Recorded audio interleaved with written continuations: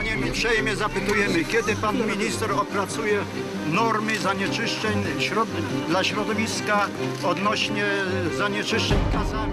Można wyciągnąć Ustawa antydrogowa powstaje. za 3 lata, tak jak ona Ja powiedziałem, że Could you please tell us what are your concerns? Pierwszy problem to jest koncentracja przemysłu szkodliwego dla środowiska, a więc przemysłowe fermy tuczu, zakłady utylizacyjne.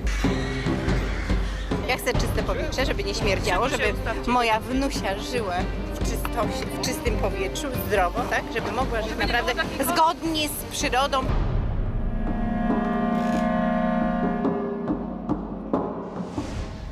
I'm Tracy Worcester, and I've lived in the countryside most of my life.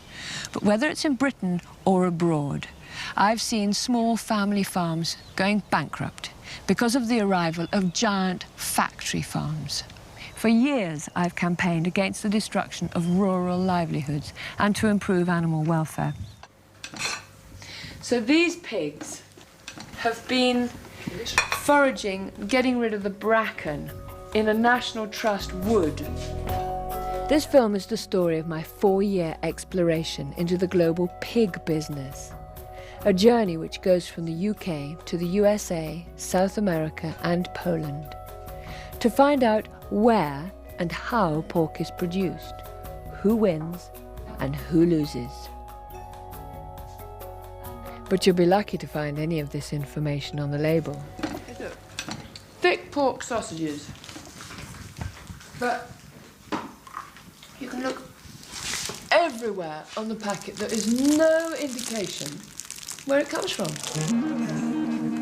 Though you can buy high welfare pork in some UK supermarkets, if you want to pay less for your high welfare pork while paying your farmer a fair price and keeping your money in the local economy, it's best to go to your local farmer's market. They know the quality of the product because we have a direct relationship with our customers. If they don't like what we sell them, they'll come back next week and tell us. Oh, it's wonderful. It's marvelous. You should care.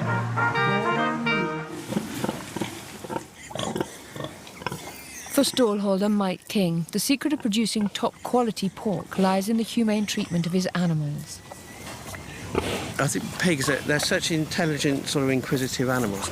They need to be active all day long, searching for roots and grubs and things like that. Whereas pigs in concrete boxes, they've got nothing to do all day long. They're totally bored. It's one of the reasons why I left that more intensive farming and decided to keep them like this.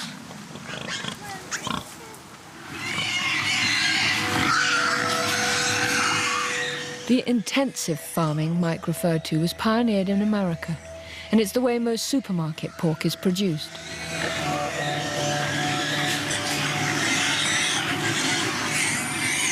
Early in my inquiry, I met up with veteran animal welfare campaigner Tom Garrett, who's opposed intensive livestock production ever since it began. What we have, I think, is the application of industrial systems that were designed to build cars and build machines to living creatures. It's infinitely cruel in my mind, and no civilized society, whatever civilized society means, ought to countenance it. Sows, for example, are subjected to confinement in a very narrow cage, so narrow they can't even turn around during gestation.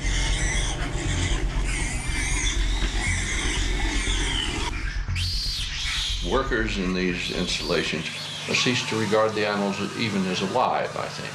They become habituated to cruelty, and eventually they become genuinely brutalized.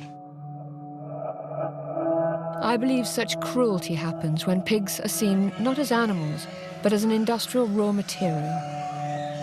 But the more I've looked into industrial farming, the more I've come to believe that it's bad for our food, our health, and the livelihoods of rural communities. America's industrial pig farmers copied the chicken industry by cramming thousands of animals into a confined space. There are sometimes as many as 10,000 pigs in buildings like this, their waste dropping through a slatted floor. One of the workers I met told me what it was like working there. Y trabaja uno 12 días y descansa 2. Pues lo que me ha afectado son los ojos y luego pues a veces quiere dar vómito. Eso es todo lo que a mí me ha... Over the years, scientists have studied the effect of working in these installations and have found again and again that they can damage workers' health. One man who studied the scientific literature is Dr. David Wallinger. The risks that have been most studied are definitely the risk to people working inside the facility. And there is an extensive amount of science that really goes into some detail about how a pretty large percentage of the people working in these facilities, whether it's hogs or chickens, will come down with chronic sinus infections, asthma, bronchitis, and other respiratory diseases that are related to this mixture that they're breathing in. The problems with pig waste are not confined to those working in the farms. I met Rick Dove, former lawyer and Army colonel turned fisherman, who campaigns for clean water in North Carolina, where there are hundreds of factory pig farms. It's the way they get rid of their waste that's really most problematic. The hogs dump their feces and urine on the floor. It goes under the hog house out to a lagoon. I mean, there's no beautiful women in bathing suits by any of these lagoons. But it goes out to the lagoon and then they slop it on the fields. And then it runs off into these drain pipes they have underneath the fields. It runs off into the ditches and it goes right down to our streams, creeks, and rivers. And it's full of nitrogen. It's basically untreated waste. There are 10 million hogs in this small area. And those 10 million hogs are producing more fecal waste each and every day than 100 million people. The first thing to realize when you're talking about the gases that come out of a big confined swine operation is that it's really a toxic brew, that there's so many volatile gases mixed in with dust, bacteria, and antibiotics, and they're all mixed together in a very, very complex mixture of some 300 or even 400 different substances. So that's what one is exposing a neighbor or a family or a child to. During my research, I visited people who live near giant pig farms. They came out and tested my water, and in a couple of days, I got a letter telling me not to drink my water, don't bath in my water, don't cook with it. And there's flies on the side of the house, all around the doors, all around the windows, great big greasy-looking flies. I have been to the allergy clinic for my allergies from this, trying to breathe. And it makes my eyes run, it makes my eyes puffy, it makes my nose run, it makes my throat sore. When it's spring, it just cuts your breath off. And you get like phlegm in your throat, your eyes start running, you know, and you just get a headache, you know, and you just really almost, I guess, just get angry because you can't breathe. In 2003, when the US government introduced new controls on spraying pig waste, it was estimated that 80% of the farms in the USA at the time were in breach of the new regulations. And in 2004, a scientific study found that many older lagoons in North Carolina were leaking waste and contaminating the water table. Throughout the 1990s, small farmers in America campaigned against the growth of big farms. Food has become a major profit-generating commodity and has spread onto a global playing field where food producers, workers, and consumers are reduced to pawns, manipulated by giant corporations. During the 1990s, large-scale meat processors bought up livestock farms. This vertical integration allowed the corporations to control the whole process from farming and slaughtering to packaging. The factory farms were now the main buyers of pigs. And as the price paid for pigs fell, many small farmers went bust. One survivor was Paul Sobocinski. They wanted to control the market, and they wanted to control about how livestock production was going to be raised, and they wanted to take more of the profits from production agriculture, take the profits the farmers made as independent producers and put them in their pocket. My tipping point, I think, was when I saw hogs go down to $8 a hundredweight in this country, worse than the Depression in the 1930s. And I saw that that pain, I saw that happen to farmers, that I knew that we had to fight back, that we had to stand up, or they were just going to roll over and take democracy, our freedom. Why is it when people are in bondage to their government, it is called tyranny? But when the oppressor is a multinational corporation, it is called efficiency. Opposition from farmers and environmentalists to the growth of factory farming had some small victories. In 2001, North Carolina banned processors from buying livestock farms, and also banned new-build factory farms from installing the lagoon and spray system. Around this time, many agribusinesses started to look abroad. One such company was Smithfield Foods of America, the world's largest pig producer and processor, with annual sales of almost $12 billion. It processes 27 million pigs a year, employs over 52,000 people, and from its US base has expanded to 15 countries. And a country to which Smithfield turned their attention was Poland, destined to join the European Union, and a country where land and former state farms were relatively cheap, labour costs low, and regulations light. In Poland, Smithfield bought the former state-owned slaughterhouse, Animax, followed by 21 state farms. Its managing director explained why. We are in the farming business because we want to make money on it, yeah? And we believe that this has a great future. First of all, we are by far the biggest farmers in Poland.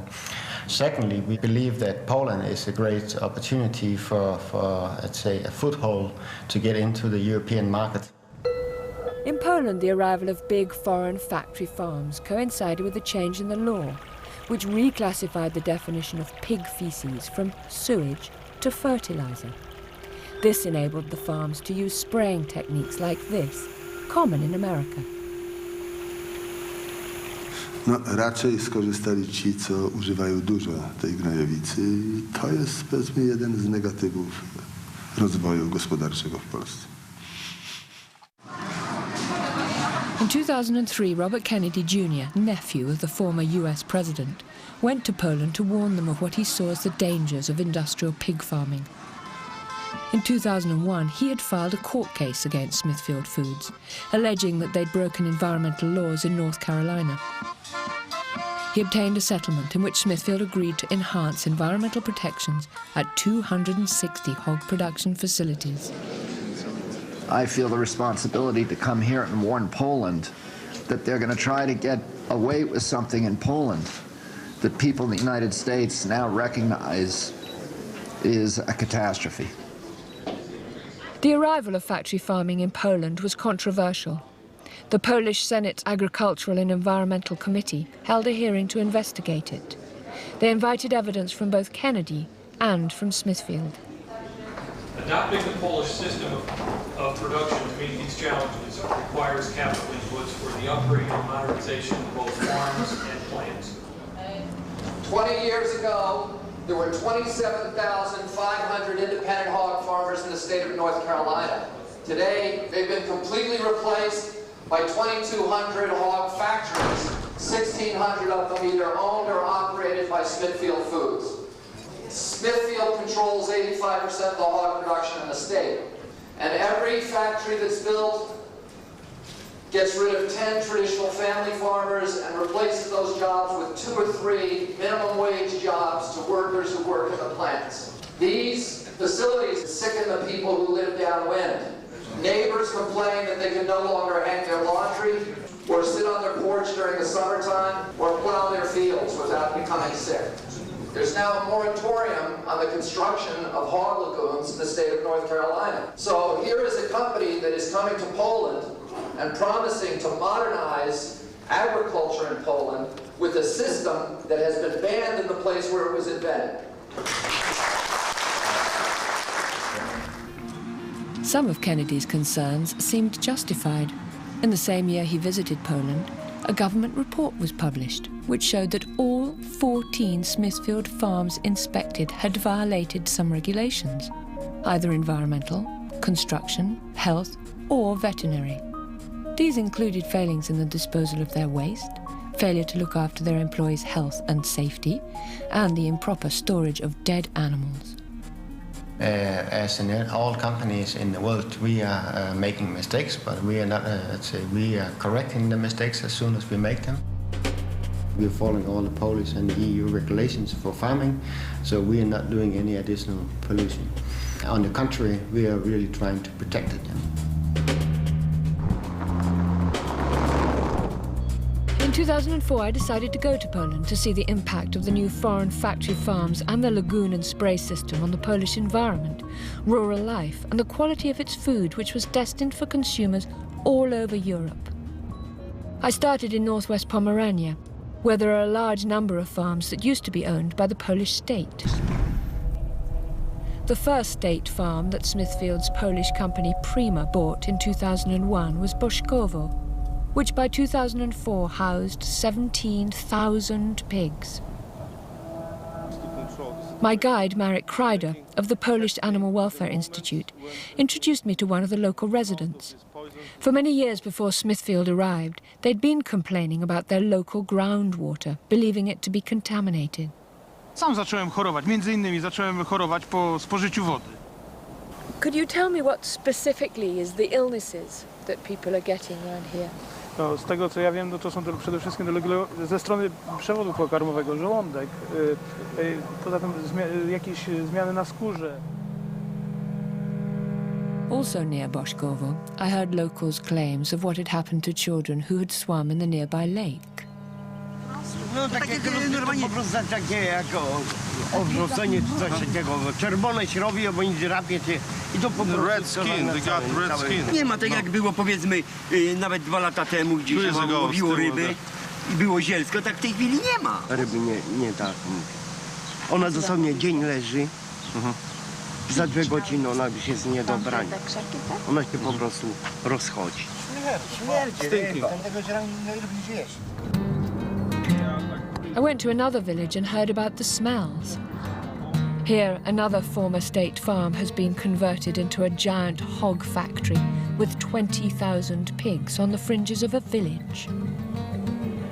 Każdy, kto przyjedzie, to się pyta, jak wy tu mieszkacie. To ja po chemii tak nie zwracam, jak ja teraz po tych zapachach zwracam. Locals weren't just concerned about the environmental impact of intensive pig farming. There was also resentment that people had lost control of their lives. Jak większość mieszkańców tutaj z korzyścią dla nas, dla innych mieszkańców i produkując przede wszystkim zdrową żywność. Niestety nie mamy takiej możliwości, ponieważ firma Prima sukcesywnie wykupywała, dzierżawi, przepraszam, wszystkie grunty dookoła tej miejscowości, właściwie w promieniu powiedzmy nawet 20 kilometrów. Nie, my się z tym nie zgadzamy i to jest nie do przyjęcia, bo to są typowe praktyki monopolistyczne. Czyli te ceny nagle spadły na żywiec, nie? Stopnia, że nikt krowie nie chowa ani świnie, a pole stoi utłoczone. Takie teraz rząd. To jeszcze my, to jeszcze, ale teraz te nasze dzieci, to nie wiem co będzie. What will happen with our children? Roboty nie ma nigdzie. No jobs. Wszystko bezrobocie i te dzieci chodzą, muszą kraść. No, wszystko chodzi i roboty nie ma nigdzie. Zapowiada się taka bieda, że będzie złodziej na złodziejuje. Okay. By now I wanted to see inside one of the factory farms. One person and no camera. Okay, why don't you want the camera there?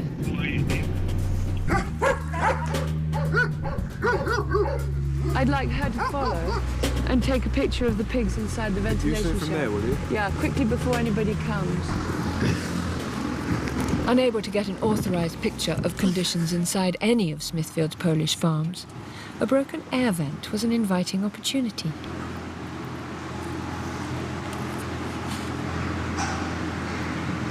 The hard, slatted floor deprives them of their instinctive rooting. Plus, there's no straw for bedding. Co Państwa tak interesuje tutaj? I think we should skedaddle. Shall I run with that? Well, we don't want them to take our camera. Let's go. Let's leave. I wasn't allowed to film inside a farm, but I was granted an interview with the Smithfield manager, and I asked him what he thought of complaints from local people of illnesses from the farm's activities. I can understand that smell, but we are not aware about any illness or sicknesses of local people. If this is harmful, probably our employees who work with pigs, they should be dead already. You can find people which appreciate that we operate in the region, and some they are not happy. Majority it is connected with the jobs. People who are employed, they are satisfied. Who are not, they are not. I asked a government official about the regulation of factory farms like Smithfield's. My kontrolujemy ten proces na bieżąco i zmierzamy do tego, aby uniemożliwić brutalny atak, że tak powiem, przemysłowego tuczu na nasze gospodarstwa rodzinne. Staramy się tutaj wytłumaczyć wszystkim, również naszym rolnikom, że środowisko polskie wcale nie jest tanie i że musimy sobie zdawać sprawę z tego, że jest to coś, środowisko to jest coś, co pożyczyliśmy od wnuków. Będziemy musieli im to oddać. Though I wasn't able to film inside a factory farm, after a tip-off, in 2005 an undercover team from Compassion in World Farming filmed at a Smithfield farm, showing what was in the stinking cesspit they called a lagoon. Is there a bigger stick? Take them out.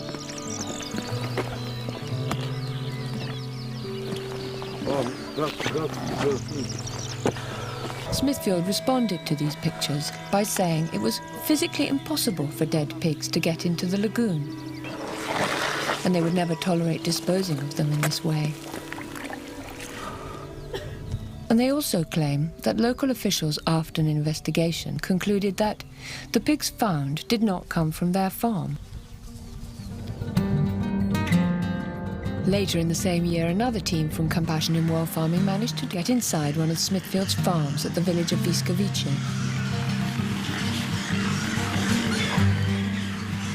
Pigs in factory farms are usually raised on bare slats, but even on straw they don't look healthy.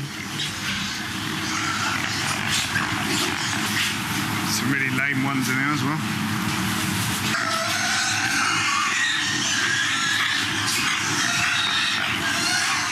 I asked Smithfield about these pictures, and they said that their pigs' health and welfare are their top priorities, and their Polish farms either conform to or exceed EU regulations.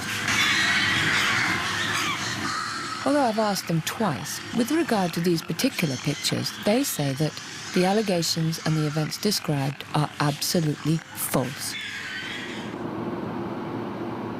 I met a forester in western Pomerania who explained why villagers are complaining about living near two giant Smithfield factory farms. Okay, we'll walk now. Tworzenia i wylewania gnojowicy na pola to odbywa się zwykle już od marca.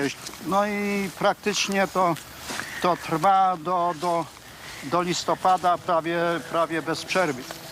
Także no, te smrody mamy ciągłe.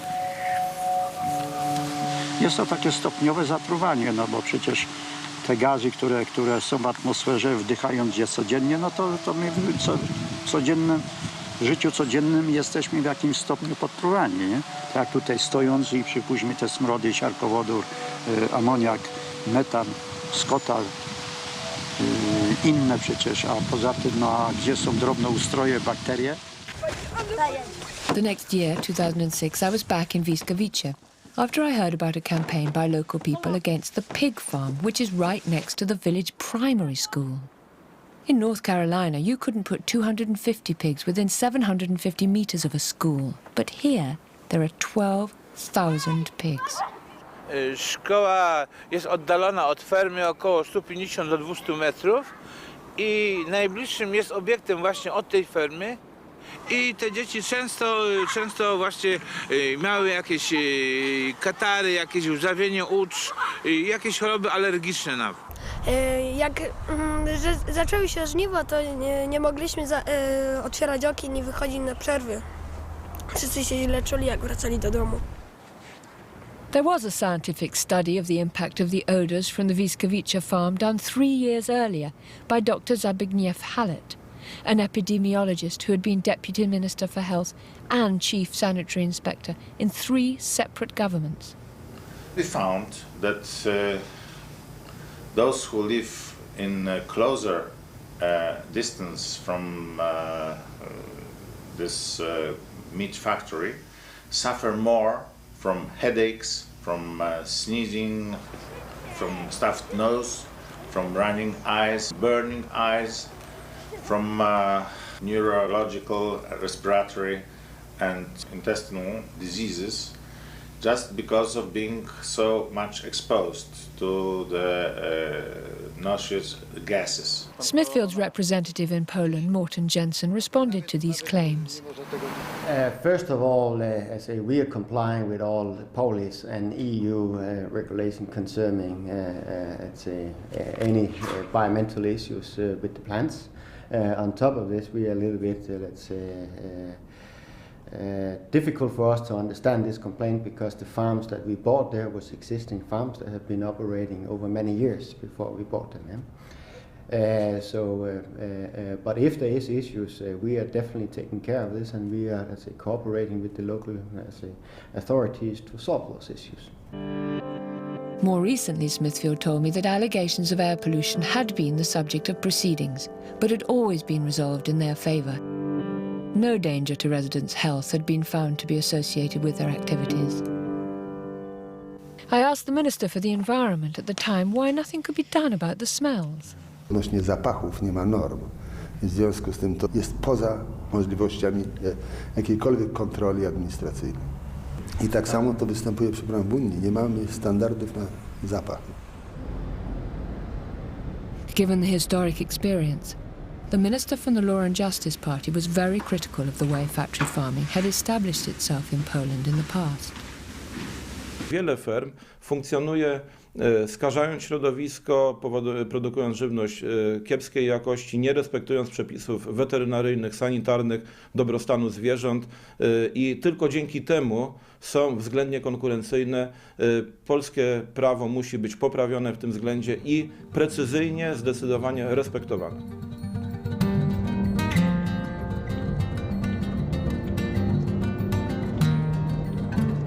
Every time I went to Poland, I was struck by its natural beauty.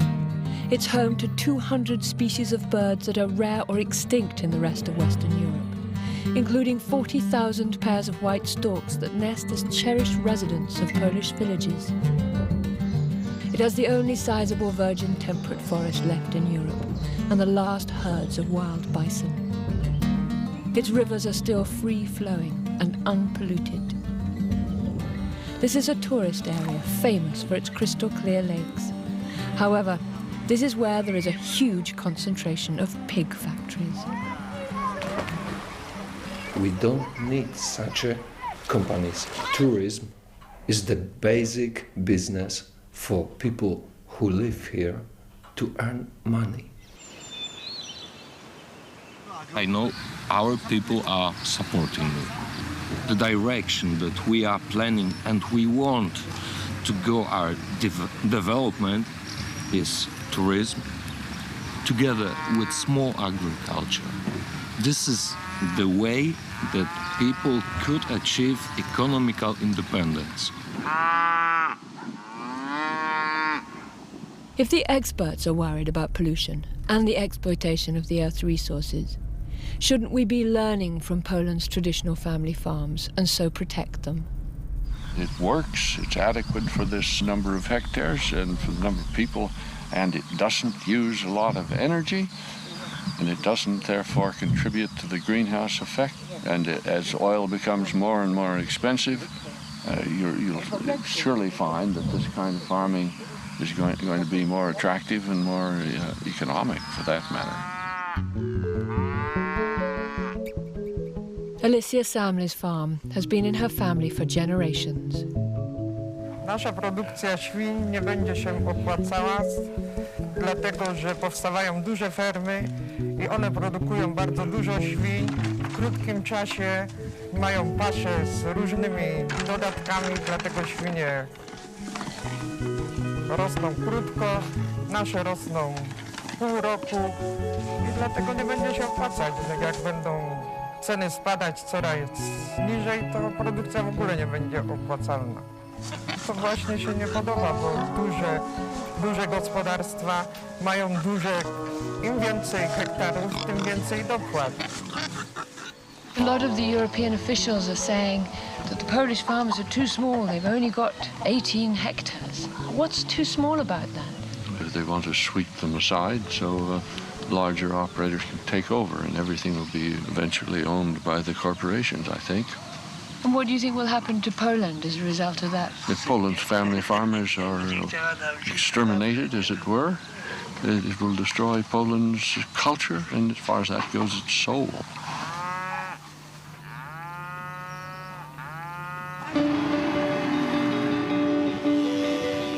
So it seems that economic development is not being determined by the needs of people, but by the need for companies to grow and compete in the global market. And believe it or not, you and I are helping to fund this. The European Bank for Reconstruction and Development, which is funded by governments, lent Smithfield $25 million to facilitate another $75 million from private banks. Smithfield benefited from a $100 million loan that was organized by the European Bank for Reconstruction and Development. This is taxpayers' money that's being applied to the expansion of Smithfield.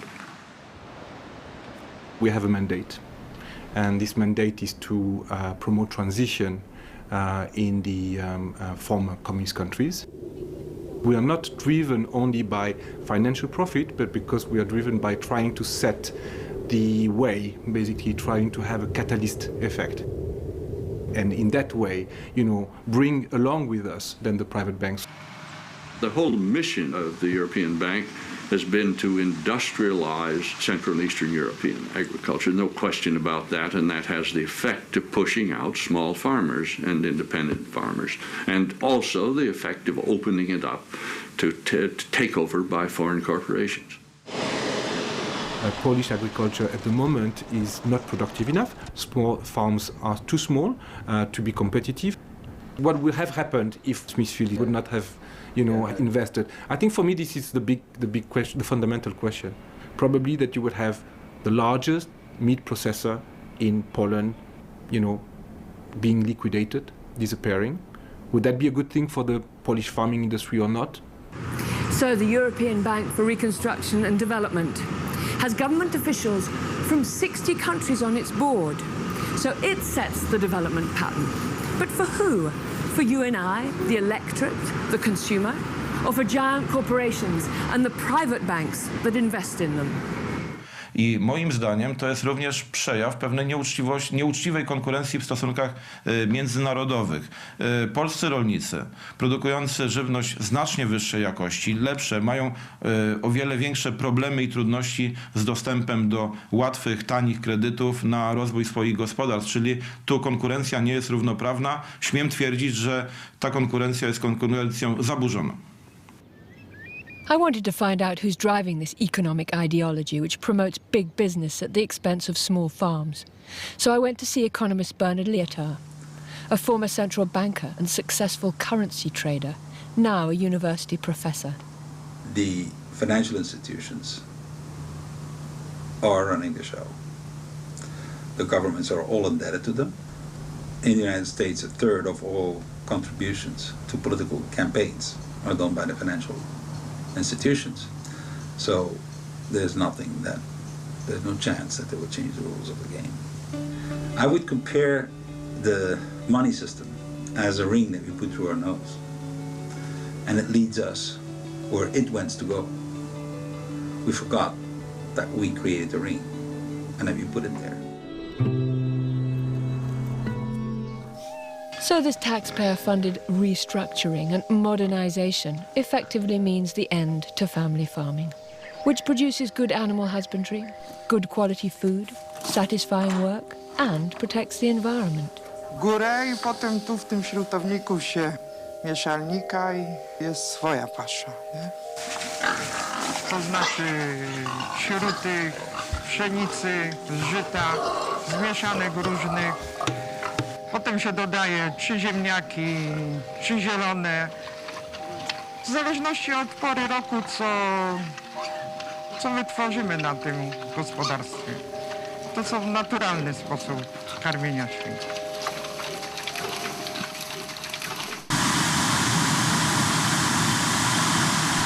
Unlike Alicia's homegrown food, industrial farming demands an industrial-scale production of animal feed.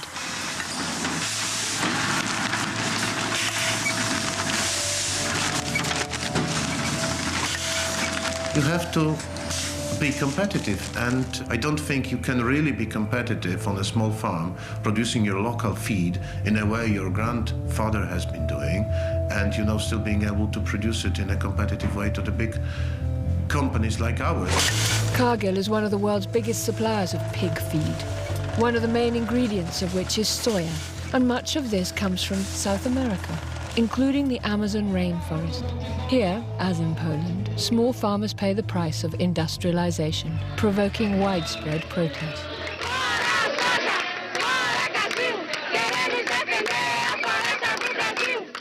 Isso dá uma tristeza muito grande na gente, por saber que tudo aquilo que a gente gosta de conviver, de dizer até amar é uma palavra muito mais profunda, né? Mas que a gente gosta de conviver está sendo destruído. Os menos para ajudar um outro povo, mais para dar comida para bicho. Que este povo ele seja solidário a nós e que dê basta nesse consumo dos produtos que são oriundos da Amazônia, principalmente soja.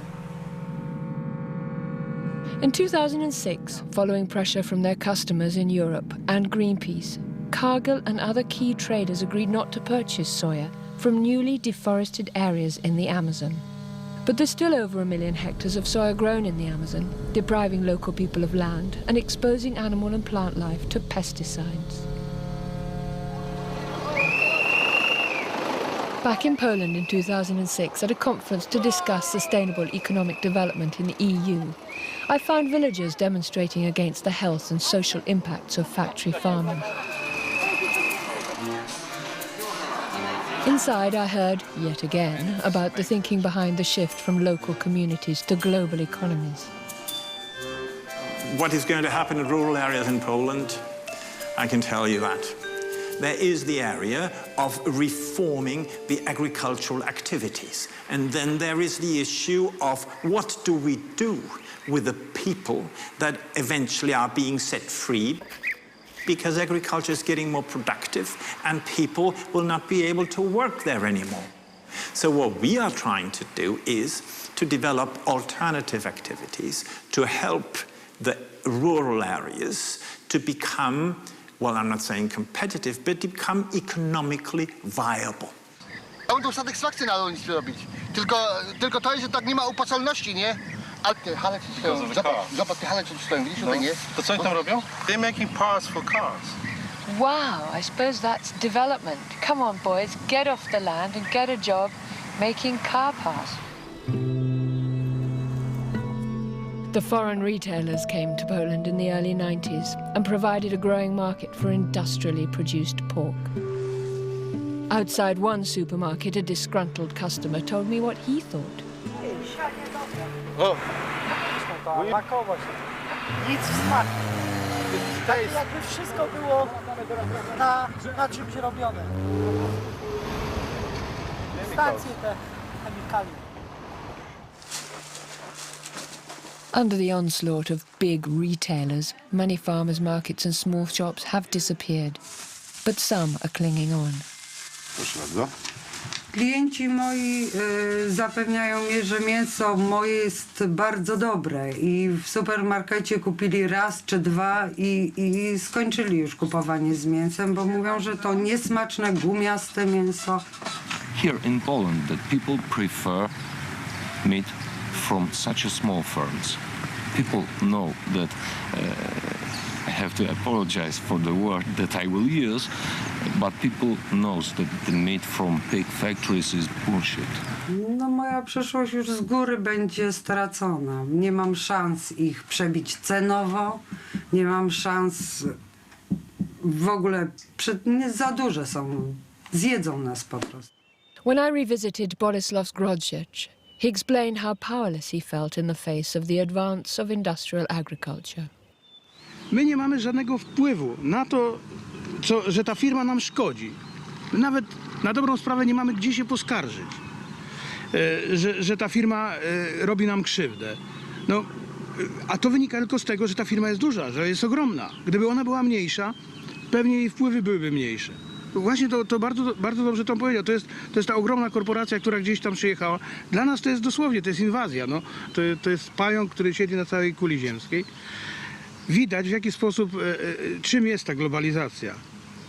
To jest coś ogromnego, które wysysa soki z tej ziemi, z ludzi. To jest taki ogromny pająk, pasożyt taki, który żeruje tutaj na nas. In 2008, Polish farmers were on the streets again.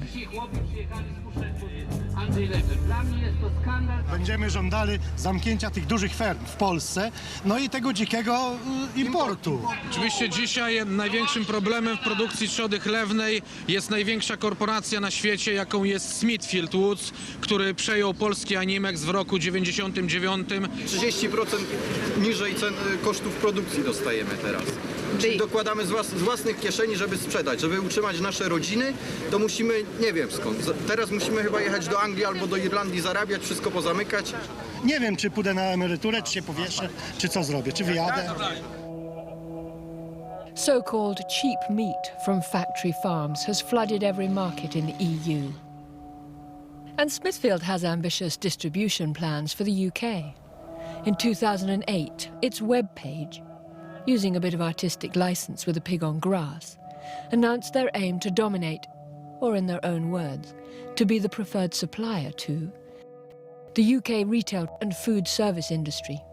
To you and me, that's restaurants, schools, prisons, hospitals, etc. So I went to America to check out what Britain's supermarkets could look like. Smithfield,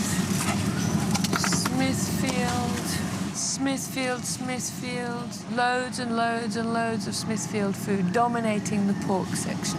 This is the Walmartization and commoditization of every product. Smithfield is producing these uniform cuts, which is what, Walmart wants it to do. And in the meantime, they're homogenizing and they're diminishing quality of life for everybody in this country. And I don't think it's good for America. It's not good for our food supply. It's not good for our food security. In 2006, I was refused permission to interview their chief executive, Joe Luter. However, to my delight, in 2008, they granted me an interview. Okay, so I'm just off to Smithfield to interview Dennis Tracy, who's their environmental walla, an attorney, terrifying. They must absolutely loathe me, but I'm sure they'll be extremely polite, and they will reject every single thing that I say. Tracy Worcester. Hi, Dennis Tracy. How are you? Okay. Welcome to Smithfield. I want to say I really appreciate you all coming here and talking to us. I mean, I know that you may not agree with what we do, but we really take pride in what we think we're doing, and I appreciate you giving us the shot to at least talk to you about it. If you've got 10 million pigs, and the research that I did, and you could question this, but that they defecate 10 times more than a human being. You've got the equivalent of 100 million people defecating every day in a very small area. Surely we've got to understand that there's going to be a hell of a lot of people who are suffering from the stench, and whose fishing and whose swimming in the rivers is going to be jeopardized by that system. The system is operated in a way that is not supposed to allow that. As far as things running off into the water, if that happens, that's against the law and it's wrong. Over-applying this material to the field is against the law. Having it drift onto somebody's property is against the law. We go out of our way and go to extraordinary lengths to make sure that we have a system in place that doesn't allow that. My feeling is if the big industrial producers, gosh, there's a whole bunch of them. I think Smithfield's the largest. But if all of these big guys who have industrialized this practice were made to pay the full cost of environmental protection in disposing of their waste, any family farmer in America, any family farmer in this world, I think, could outcompete them at the marketplace. The destruction of the small farm wasn't casual, it's systematic. It is the intention, it's the way that they make money, it's the design of this industry. Once a company owns both the slaughterhouse and some of the farms, it destroys the capacity of the farmers to organize and to form those cooperatives. And ultimately, it's the end of the independence of farmers. And they're no longer what we call farmers in this country. They're what they call serfs in Europe. They are no longer in control of their own lives. You say that it's a natural progression that 20,000 independent farmers should go. Is it not related to the fact that you opened an enormous slaughterhouse and therefore could decide who you buy your pigs from? Well, you can argue that, certainly. I think the common misconception that a lot of folks have is that companies like Smithfield go into our conference room and have a big discussion about how we're going to dominate the market and run people out of business and then sell our wares to the marketplace, and that just isn't so. We are responding to what our customers ask for, which is large quantities of meat products in a very short period of time, and they want it. And they want it in a particular cut, in a particular fashion. You're talking about the retail outlets. That's your customer. Yes, not the consumer. No. I'm talking about the customer, either the grocery store or the restaurant, whoever it may be. Smithfield is one of the biggest food companies in America, and like many big companies, is a regular contributor to politicians in the states where it operates. You said that you're not trying to interfere with politics. And yet, you seem to give a lot of money to politicians who support your position. And they've changed the law to suit the pig industry's position. Political contributions are not common. They are the way of life in American government.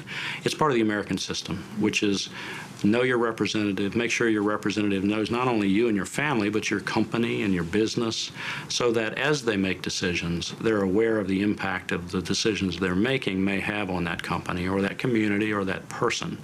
I think it would be, if you ask any politician here whether they have been purchased by Smithfield Foods, their answer would be no.